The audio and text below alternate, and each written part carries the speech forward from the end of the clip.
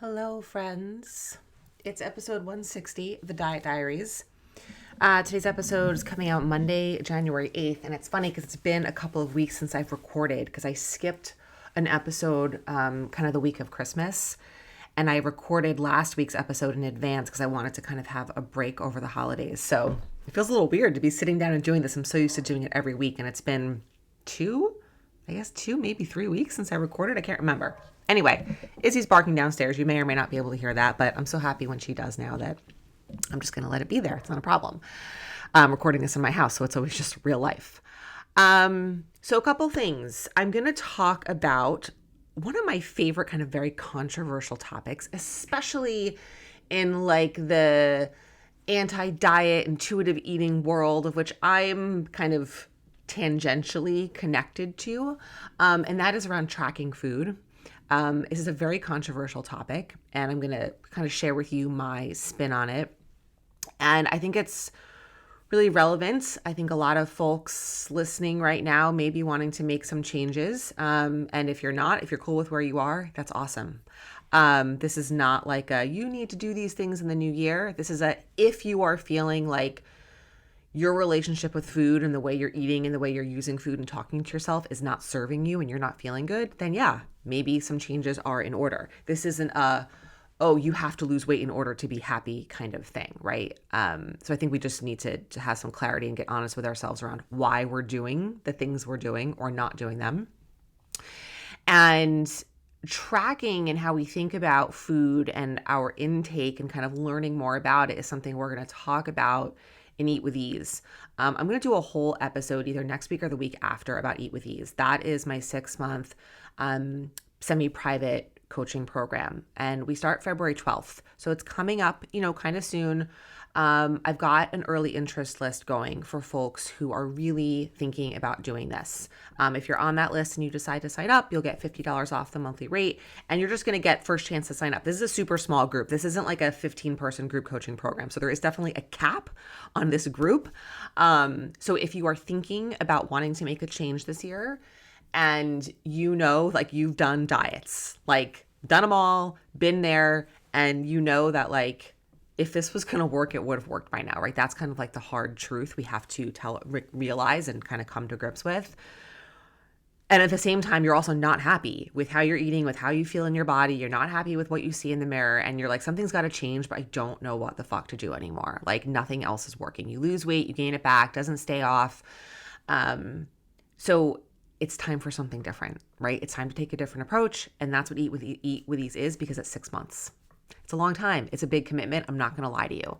But if you want these changes and you want to feel good and you want to stop stressing around food and you want to lose some weight and keep it off and you want to feel good about how you look in the mirror and you want to stop dealing with stress eating and you want to figure out how to actually exercise and stay consistent with it, like it takes time. It doesn't happen in 6 weeks. That's what we're going to do in Eat with Ease. So there's a link in the show notes if you want to add your name to the list.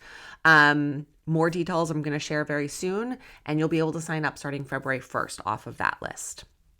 And again, it's going to be small, and I'm super excited about this. This kind of is going to blend like so much of what I've learned from coaching over the years. So anyway, let's talk about tracking. I would go so far as to say this is one of the most misunderstood, misused skills out there, because most of us, if you're listening to this podcast, right, you are someone who's come from like a chronic dieting background. You have tracked calories, you have tracked macros, you have tracked points, right? Are kind of like the top 3 things that we can track. If you've done Weight Watchers, that's points. And it's probably worked for you, right? You have probably tracked one or more of those things and lost weight. I have too. But then what has happened when you stopped tracking? Did the weight stay off or did you gain it back, right? 99% of the time it comes back. And that's not because there's a problem inherently with tracking. It's the way that we're using it, and it's the absence of skills that need to go along with that, right? So tracking is a tool, and tracking calories, macros, I am not a fan of tracking points. I think tracking points creates a huge disconnect with what food is and what it's made up of. And Weight Watchers keeps changing its points tracking system. So it's like, am I tracking protein? Am I tracking carbs? What am I tracking? What is this made up of? It's just a point value. It doesn't give you any information around what's in that food. And that's very disempowering. It creates a huge divide, I think a huge barrier between you and food and understanding what's in food and how it makes you feel. So I think there's many good things about Weight Watchers in terms of like group and community. In terms of the points, I think for long-term changes around food, it's a very short-term fix. Calories and macros are different because that's what food, that's a more clinical kind of scientific approach, right? Calories are units of energy. That's how much energy is in the food you're eating. And macros is nutritionally what food is made up of: proteins, carbs, and fats. Points is like this made up construct. Like that's like a fake thing. Whereas calories and macros like are real. It's energy and it's nutrition, right? This is science. So it can be very enlightening, right? It can give you information. If you have no idea how much protein you're consuming, sometimes it can be helpful to track and figure it out and get a baseline. If you have no idea if you're gaining weight and you're like, but I'm not eating a lot, and you track your food in an app for a week or two and you see how many calories you're eating, that can give you a lot of information to work with. It doesn't mean you have to do it forever. In fact, you shouldn't do it forever. It's not a sustainable habit or something that needs to be sustained long term. But it just can be used as a form of data, right? We use it as like a restriction, right? It's like, these are my macro goals. This is my calorie and I can't go above this. So it becomes this restriction and this thing that we're trying to live within rather than a way to gather information and get data. And if you've used macros or calories to track and you've lost weight because you had kind of guidelines around what you were supposed to hit and you hit it, right? It works because you lose weight when you eat less calories than your body needs. Like ultimately that's what happens. What those calories are made up of do matter in terms of nutrition, in terms of satiety, in terms of cravings, all of that, right? A calorie is a calorie in terms of energy, but a calorie is not a calorie in terms of nutrition or the effect that it has on your body. So if you've used numbers to help you lose weight and you haven't used any skills alongside that, skills around meal timing, portion sizes, slowing down, fullness, meal size versus snacks, paying attention to what's triggering cravings, all of these different skills, then as soon as you stop tracking, you don't have any information. You don't know anything, right? You only know food as how many calories or how many points or how many grams of protein or carbs are in it. And if you're not tracking that, then the food, you've got no way to kind of self-regulate. And it becomes really about like those numbers are what give you essentially like permission, right? You will start to rely on those numbers more than your own ability to kind of check in and pay attention and be aware of what's happening in your own body. The numbers will decide for you, do I eat, do I not eat, right? Like it's 10 o'clock at night and I've already hit my calories for the day. I'm not allowed to have anything else to eat despite the fact that I might be starving, right? Or I have 1,800 calories today. I'm going to save them all up for lunch and dinner. So I'm going to skip breakfast despite the fact that I'm hungry, right? There's so many ways in which we let those numbers dictate our behavior and it supersedes what we may be feeling or noticing. Now, that's not to say they can't also be helpful, right? Because it could be a way to check in and notice. Let's say it's 10 o'clock at night and you've hit your calories and you're looking for food, and it helps you check in and say, hey, am I actually hungry or am I just looking for a snack? And say, I've already eaten what I need to eat for the day. I don't need to eat, right?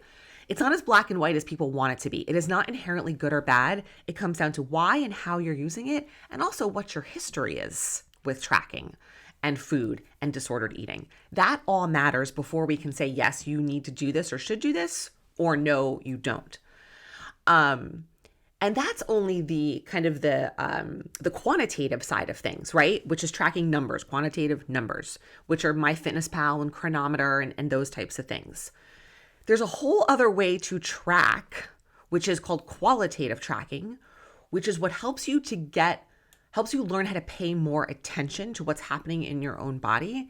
And this is more like a skill-based tracking. And that's what this looks like, is tracking what you eat, when you ate it, where you ate it, why you ate, and how you ate, right? What, when, where, why, and how. I know that sounds like a lot. You don't have to do all. But the purpose of this is to get more qualitative information, to learn to pay attention to what's happening in your body and not just a number in an app, which is a best guess, right? The app, those numbers don't know anything about you. The only way to really know what you need and what is going to help you, if it's around a weight loss goal, or if it's around managing cravings, or if it's around managing hunger throughout the day, is for you to be paying attention to what's happening in your own body. And no number and no app can do that. Only you can do that. And you are able to do that when you start learning what to pay attention to. So what you eat, right? Very simple, right? I had a turkey sandwich and chips. When did I eat it? I ate it at 12 o'clock. Where did I eat it? Oh, I ate it in my car on my way to a doctor's appointment. Why did I eat? I was hungry. How did I eat? I ate really fast and the sandwich is gone in 5 minutes. There is a shit ton of information in that tracking. And then you do that again later on. So let's say it's 3 o'clock and I ate a bag of goldfish that was in my kid's backpack. When? On the carpool home from school. So it was when at 3 o'clock, where? In the car on the way home from school. Why? It was just sitting there. He didn't want it. I grabbed it and I ate it. How did I eat it? I wasn't paying attention. I was driving, right? I happened to use 2 car examples. But it starts you to get to pay attention, not just to the what you're eating, but why am I doing it? Where am I doing it? When am I doing it? And all of those factors play a huge role in our relationship with food, in our struggle to lose weight, in the stress and the obsession that we have around food. It all matters. And so if you spend a week tracking in this way, qualitatively tracking, and again, you don't have to do all 5 of those categories. You could do 2 or 3. You will get so much information. You will collect a lot of data on yourself and you will start to see patterns, right? Because then you can look back and see, oh yeah, I had those goldfish at 3 o'clock in the car. Why did that happen? Well, I did have a turkey sandwich. There was some protein, but I didn't have any veggies with it. And I ate it in the car, so I wasn't paying attention and I just scarfed it down, right? And you can start to see why some of your behavior is the way it is. And then you can start to change it, right? You can't change what you're not aware of. And that's the issue with so many diets and with tracking with numbers, is you're not paying attention to all of the other factors that influence what, why, when, where, and how we eat. And without that, you don't know what to change. It's just like throwing shit against a wall. And that's why diets don't work, because they are generalized. They are not kind of solution oriented. They're not specific or customized to your life or your needs or your preferences or your history. They're just a one size fits all. And so until you start to know and really identify what are your patterns, what are the behaviors that you're doing regularly that are influencing your choices, nothing is going to change permanently. And so tracking can be a really, really powerful way to get that information, to see what's the cause and what's the effect. So then you can work on skills to kind of intercept that, to interrupt those patterns. And this is a huge part of rebuilding self-trust. When you have grown up and only used numbers, points, macros, calories to decide what you get to eat, you have no self-trust. You only trust those numbers. Those numbers tell you if you're hungry. They tell you if you're full. They tell you if you've been, quote, good. They tell you if you've been, quote, bad. And so learning to pay attention and kind of recenter and reground yourself and thinking about food in this more qualitative way helps you to rebuild that trust. It teaches you that you have the ability to decide what to eat and where to eat and how to eat, independent of those numbers. And that's not to say that those numbers are bad. They can have a place. That's what I kind of talked about at the top of the episode. But they are certainly not a long-term solution. They are not the only solution, and they are not a long-term solution. And when you use them, they need to be used in conjunction with other skills. It doesn't have to be either or. It can be a both and. And then slowly over time, as you build up the skills and rebuild the self-trust, you can kind of phase the numbers out. You don't need them. I'm not suggesting if you've been someone who's tracked in an app for years that you just all of a sudden cold turkey stop. That's not going to end well. Like, I have had clients say they want to do that and they've tried to do it, and 2 weeks later they're like, oh my God, I'm freaking out, I'm tracking it. I'm like, okay, that's cool. It makes sense. Let's keep tracking in the app and also add on some of these other qualitative tracking skills so that then we can phase the other one out. Again, it's always a both and. We can combine these skills and not demonize them or say that one is inherently good or bad when there's so much context and nuance.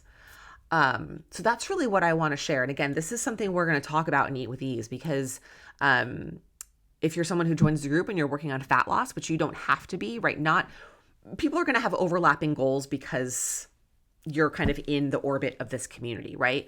And if you're wanting to work on fat loss, this is something that we're going to talk about.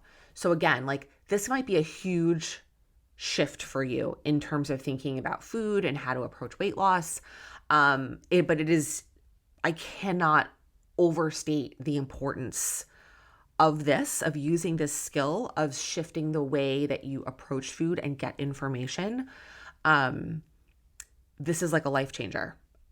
It truly is. Like I speak from that, from my own personal experience in shifting these skills, and I've seen the way it has impacted clients' lives many times over in taking away the burden and the stress of getting every number right. And did I forget this? Did I add this? Is the right amount? Did I go over? Like, what does that mean? And then the confidence and that feeling of self-efficacy, right? Your belief in your ability to do the things you want to do grows so much as you learn and practice these skills, right? Around what to eat, when to eat, where to eat, why to eat, how to eat. And there's all kinds of skills that go into that, right? That go into each of those categories. So that's what I wanted to talk about today. I thought it was kind of like a good way to kind of, as we're moving into the second week of the year and you're figuring out if and what you want to be working on, I wanted this to be some good kind of food for thought for you. So thanks for being here. I will be back next week, and more good stuff soon.